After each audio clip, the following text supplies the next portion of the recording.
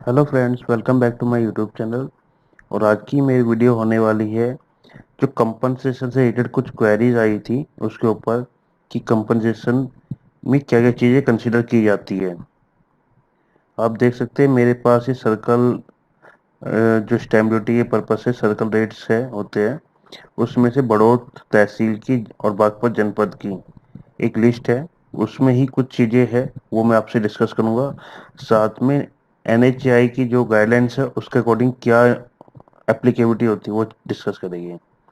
तो पहले हम देखते हैं इस सर्कल रेट के हिसाब से, क्योंकि आपका एरिया कहाँ पे आता है उस पर डिपेंड करता है। तो अगर मैं देखूँ इसमें उन्होंने वार्ड डिसाइड करे हुए हैं। अभी हमारा जो गांव है बड़का, उसका जो कोड है, जैसे यहाँ पे कोड आ रहा है उसका 1011 मैंने इसको देखा था। आप देख सकते हो 92 पेज की ये लिस्ट है। इसको यानी कि गो थ्रू करने काफ़ी टाइम लगता है। तो इतना टाइम मैं इसमें आपके लिए देता हूँ तो आपसे बदले बस ये एक्सपेक्ट कर दो कि आप मेरे चैनल को सब्सक्राइब करो। जैसे वैसे कुछ नाम पड़ेगा। ये पट्टी धीमाना का जो है 303 कोड है। तो गुराना रोड मोड़ से बड़का चौराहे तक का 317, कुछ इस तरीके से एरिया आइडेंटिफाई करे हुए हैं।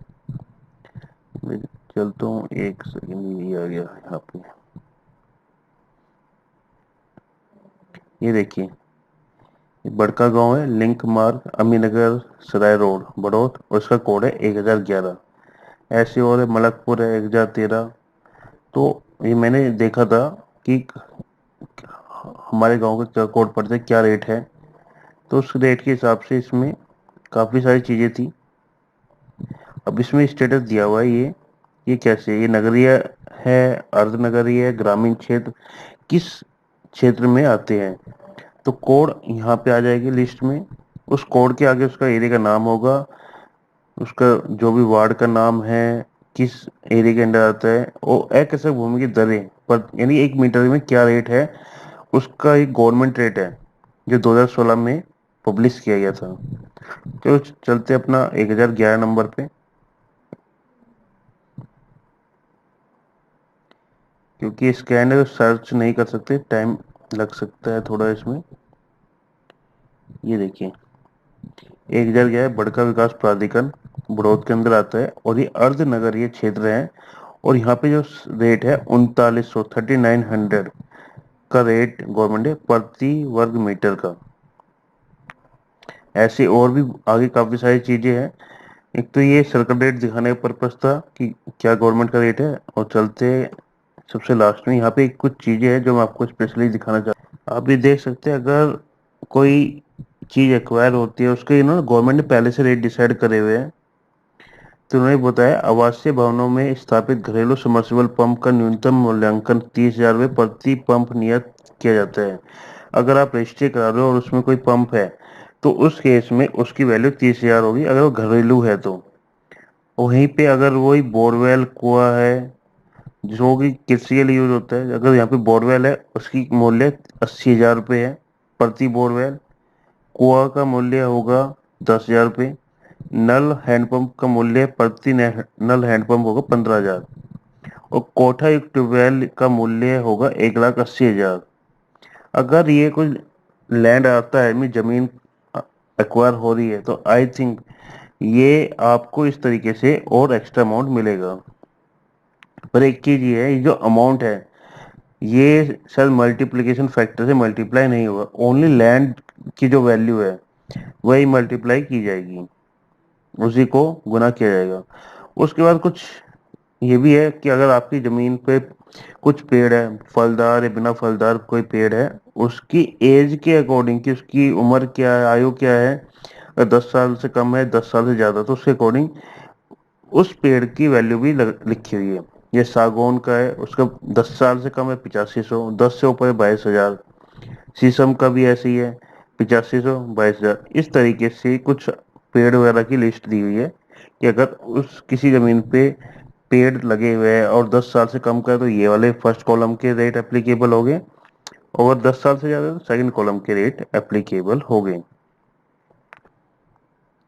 तो मेरे पास ये ministry of road transport and highway की कोई गाइडलाइन है जो कि लैंड एक्विजिशन से रिलेटेड है ये। इसको भी मैंने देखा था, तो मैं आपको जो पॉइंट है वो दिखा देता हूँ सीधा।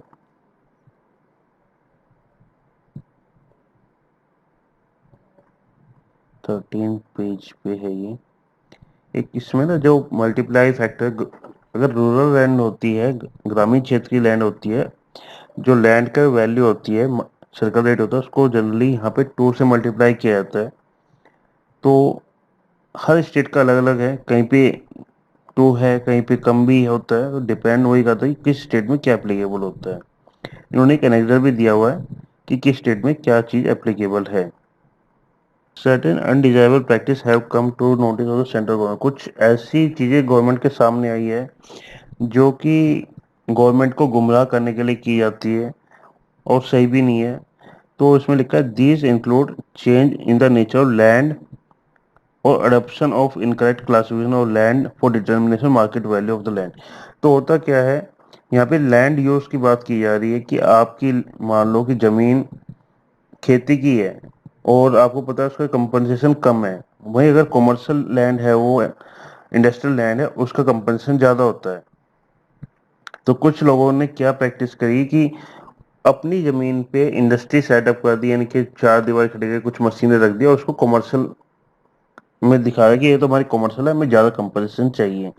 तो ऐसे केस में गवर्नमेंट ने क्या कहा है कि अगर आपके रिवेन्यू रिकॉर्ड में on the date of publish 3, अगर 3 जिस दिन नोटिफिकेशन पब्लिश हुई है उस दिन रिवेन्यू रिकॉर्ड में जो डिटेल होगी कि जो लैंड यूज होगा उसी के अकॉर्डिंग आपको कंपनसेशन दिया जाएगा। इसमें लिखा है कि कुछ भूमालिक क्या करते हैं, there is a factory building, कुछ फैक्ट्री बिल्डिंग बना दी और कमर्शियल बिल्डिंग बना देते हैं land under acquisition without obtaining, यानी बिना परमिशन के चेंज ऑफ लैंड यूज लेना होता है बनाने से पहले, उसको लिए बिना फैक्ट्री वगैरह सेटअप कर देते हैं। तो उसी के लिए पॉइंट यहाँ पे बताया गया है। दूसरे इसमें क्या बताया हुआ है कि जिस दिन 3A नोटिफिकेशन आती है उस दिन से जब तक आपको कंपनसेशन दिया जाता है तब तक 12% पर एनम के रेट से इंटरेस्ट भी दिया जाता है।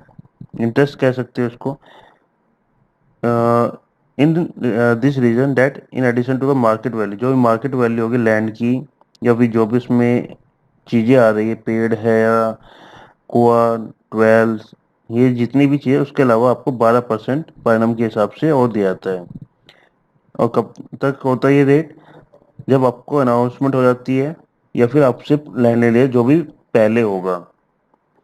और जो लैंड के कंपनसेशन का जो नोटिफिकेशन है, 3G नोटिफिकेशन आती है और वो किसी भी न्यूज़पेपर में पब्लिश नहीं होती।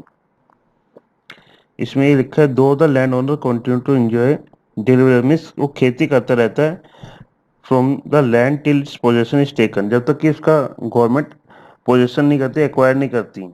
Is not entitled to be compensated for any improvement, वो किसी भी तरह की जो उस पर जमीन पे इम्प्रूवमेंट होती है इन और अपॉन द सब्जेक्ट लैंड, जो भी लैंड है उस पर जो भी काम हो रहा है, जो इनिशियल नोटिफिकेशन 3 होते हैं, अगर उसके बाद आपने कुछ भी किया उस पर तो उसका आपको कोई कंपनसेशन नहीं दिया जाएगा। तो कुछ इसमें बेसिक चीज़ें मैं आपसे डिस्कस कर लेता हूँ जो अभी तक के इसमें कंक्लूजन में नहीं आता है। पहली चीज़ तो ये कि जिस दिन 3A नोटिफिकेशन पब्लिश हो जाती है उस दिन जो आपके लैंड का सर्कल रेट होगा उसके अकॉर्डिंग आपका कंपनसेशन दिया जाएगा। उसके बाद कुछ भी सर्कल रेट में चेंज होता है उसका आपको बेनिफिट नहीं दिया जाएगा। दूसरी चीज, उस दिन जो आपके लैंड पे चीजें हैं, पेड़ है, बोरवेल है, जो भी चीज है उस दिन की चीज डिसाइड की जाएगी, उसके बाद का डिसाइड नहीं होगा। अगर आप बाद में अपनी लैंड पे पेड़ लगाते हो, कुछ भी करते हो, उसके लिए आप रिस्पॉन्सिबल होगे। आप बिल्डिंग खड़ी करोगे, उस पर कुछ भी कंस्ट्रक्शन करोगे, उसके लिए आप रिस्पॉन्सिबल हो, उसका आपको कोई कंपनसेशन नहीं दिया जाएगा।